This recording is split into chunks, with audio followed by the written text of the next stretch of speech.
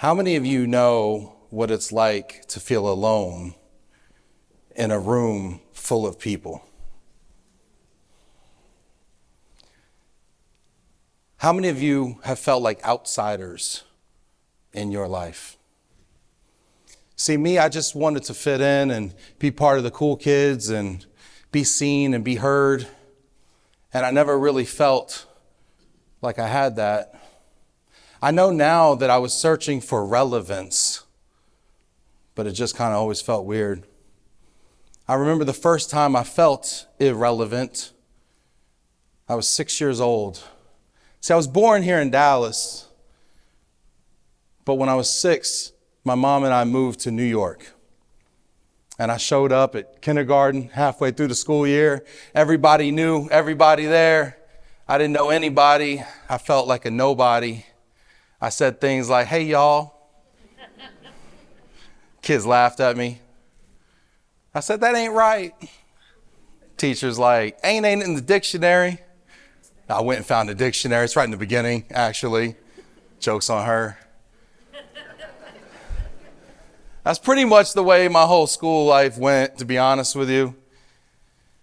Until I got to high school, I ended up actually at an alternative high school. There were 88 of us in that school. It was where you went when you learned better in small environments. Because you got in fights a lot, or you smoked weed, or you got pregnant. They sent you there. Only 2 kids my year went to college. And I was fortunate enough to be one of them. I went to college, I studied English and Africana studies. So I got both laughed at and felt like an outsider again.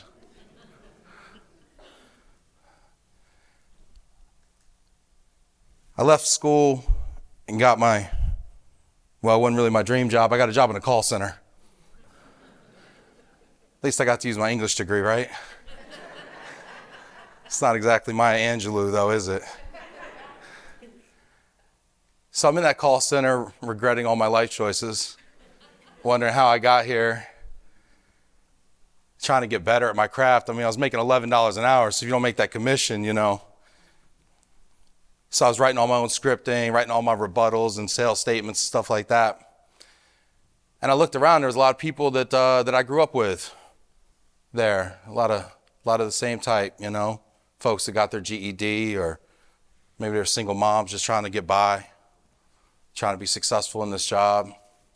So I shared with them my scripting and my rebuttals, and they hung it in their cubicles, and they had some success with it. And then the big boss came from headquarters in Tampa and said, "Where'd y'all get all this documentation, all this scripting and everything in here?" They're like, "Ben did it." And I was like, I'm going to get fired from this stupid job right now. But no, he saw me. He saw what I had and what I could offer. And he actually gave me a promotion. And he relocated me to headquarters in Tampa and gave me the coolest job title I ever had, sales champion. It's like so made up. Whatever, it was pretty cool. So I helped people, I coached, I trained, I did sales, stuff like that. Then I got a team, and then I became a supervisor and ultimately a manager. But my big break came when I got the opportunity to move into outside sales, to become a national account executive. I still was making like 45 grand, but I was an executive. And I remember I got to go to these cool conferences, and I was so blessed and fortunate to go to these things. It expanded my worldview so much. And I remember one of my first conferences was a military logistics and transportation conference. And it was at the Gaylord National Harbor in DC. Fabulous hotel. I walked in that thing and I was like, I made it. I made it. And I'm staying here? I made it. I walked into that ballroom for the first time, and bam, it hit me. Just like I was 6 years old again. Everybody in there knew everybody. I didn't know anybody. I felt like a nobody. I felt like an outsider. And I knew this is where I wanted to be, but I knew I had to do something. So after the conference, everybody goes to this piano bar nearby. And I found the only person in the room I knew Guy from Tampa, happened to be a general though. This guy was a legend. We're standing at the bar. He's trying to figure out what to do with his career because he's punching out of the military. That means retiring, going into civilian life. I'll tell you, this guy was a legend. Let me tell you about this guy real quick. This guy was in charge of all the transportation and logistics for the entire Middle East region. His first day on the job was September 10th, 2001. The next day, 9/11, boom, our world comes crumbling around us. We don't know what's going on. We don't know why it's going on, but we know we got to take the fight to the enemy. And it was this man's job to move all of the equipment, the tanks, the personnel, the MREs, the fuel over to Afghanistan, a landlocked country with no port access. The rocket-propelled grenades and the surface-to-air missiles from the mountainside were too hostile for planes to even land. They had to refuel in the air. This guy did that job for 2 years, and he only took a half day off for Christmas. This guy was a legend. And yet he's standing at the same bar as me, wondering, is he going to be relevant in the future? The funny thing happened is we're sitting there nursing these Bud Lights. Always does, right? People started coming up to this general, and they said, "General, I served with you in Afghanistan." "Sir, it was an honor." They said, "Sir, you trained me at Fort Belvoir. Thank you for teaching me so much." "Sir, we worked together at the Pentagon. I don't know if you remember me, but I just want to let you know if you ever need anything, I got you." He turns to me and says, "Ben, I don't know who half these people are." He says, "But you know what? It's not who you know, it's who knows you." I said, "What?" I said, "That's not the one I heard. I heard it's not what you know, it's who you know." And I had done all my homework. When I got there, I knew who all y'all were. I did my research. I know your job title. I know who you work for. I know if I could sell you something. But none of y'all knew me and didn't care. But y'all all knew the general. I said, I need to be like this guy. But I realized I wasn't going to be like this guy if I didn't make an impact in people's lives the way that he had. It gave me a lot to think about.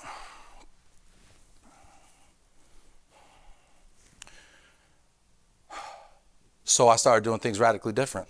I started volunteering at any chance I could. I volunteered to be at the registration table at the conference. I volunteered to speak on a panel if they would have me. I volunteered to write articles for the magazine. I even volunteered for my local chapter, National Defense Transportation Association at MacDill Air Force Base. You know what's funny about volunteering in military communities? Nobody does it. You know why nobody does it? Because that's how you get shot. Me, I'm a civilian. I'm 27. I don't know that. So I show up, they say, "Who wants to volunteer to be president of the chapter?" I said, "All right, I'll do it." The wing commander of MacDill Air Force Base leans over and says, "Why don't you let General so-and-so do it?" I said, "He didn't raise his hand. I ran unopposed 3 years. I was the president." I was relevant. I also started to really get active on LinkedIn. LinkedIn about that time became more than kind of a job board. It became a real social network, a real social media site where people started to really share feelings and thoughts and everything. I went from commenting and liking stuff to actually posting about the conference experiences I was going to. I realized 99.9% of the people in the cubicle would never get to be in the room where it happened. They would never see these keynote speeches. They would never meet these amazing generals and have these conversations and learn these things. And I started to put it out on LinkedIn and summarize it for people so they could experience it.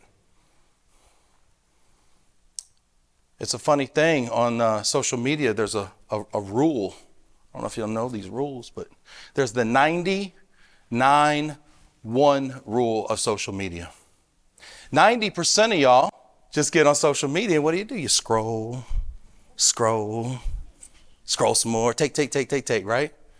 And then 9% of y'all engage, comment, like, thank you.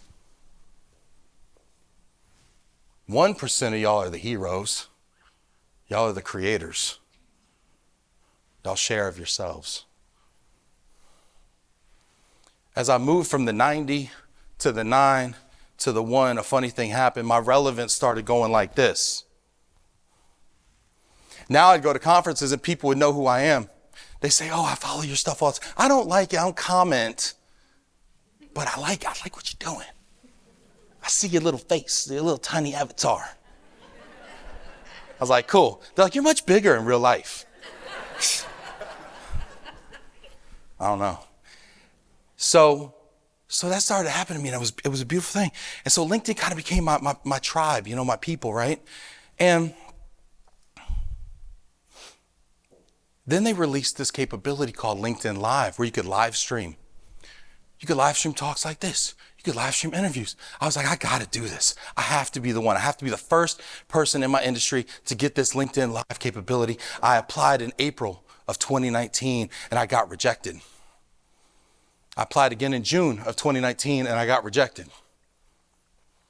Smart people are going to know what happens next. I applied in October of 2019, and I got rejected. Bold choice. I said, you know what, some reason I'm not relevant. This person who's approving these applications doesn't know who I am. That's my fault. I'm not going to say I stalked this gentleman. But I made myself very relevant to him. I tagged him. I commented on his stuff. I liked his stuff. Twitter, LinkedIn, all the platforms. And then Halloween of 2019, I'm at a Halloween party with my son, doing what every responsible parent does, scrolling social media,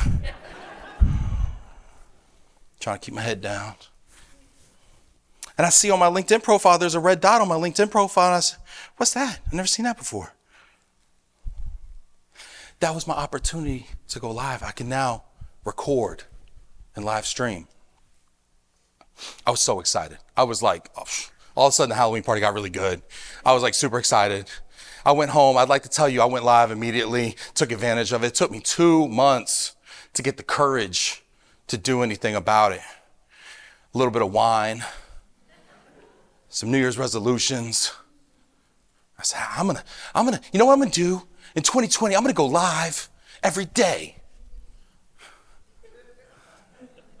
It's ridiculous, right? So I went to work the next day, and that's what I did. I went live. I didn't really have a plan.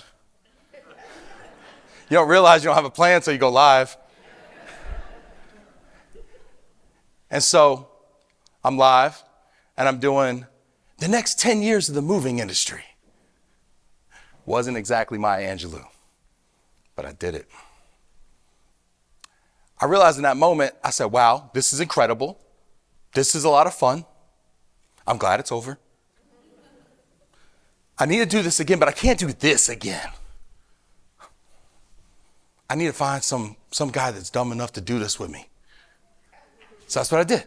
The next day, I found some guy that's dumb enough to do it with me. And I interviewed him. And it was great. And I was like, I need to do this again. So what I do, I found a guy that was dumb enough to do it with me. And we did it again. And then 3 weeks later, 15 episodes later, people are like, yo, I really like this love and reload thing you're doing. It's really cool you thought of that. But hey, can I ask you a question? I said, yeah, what's up? He said, how come you only interview white guys? I said, well, that's not what I'm about. That's not who I am. And it's certainly not going to make me relevant to everybody if that's what I'm doing. So I need to check my bias a little bit. And I need to be intentional about going out and incorporating different voices. And I got to do a show every day. So, I need a lot of help. So it was kind of nice. So I started asking people for recommendations, whatever. I started incorporating different voices and everything like that. We did a Latin America week with people from South America. We did an Africa week. We talked about race. We talked about gender. We talked about all these things in the context of global mobility, relocation, moving. We did all this stuff. And then boom, March of 2020, what happens? COVID hits. COVID-19. our world ground to a halt. We didn't know if we were losing our jobs. We didn't know if we were losing our lives. We didn't know if we were losing our minds. All of a sudden, this cute little thing I was doing turned into something really important. Because now people that couldn't leave their home could come somewhere and be together and have community, sanity check, and relate to one another, have relevance, even though they were trapped inside. It was really, really cool time. We started doing fundraisers. We started doing all sorts of stuff as we kind of came out of COVID. This podcast has taken me to 5 countries. We've raised $250,000 for charity.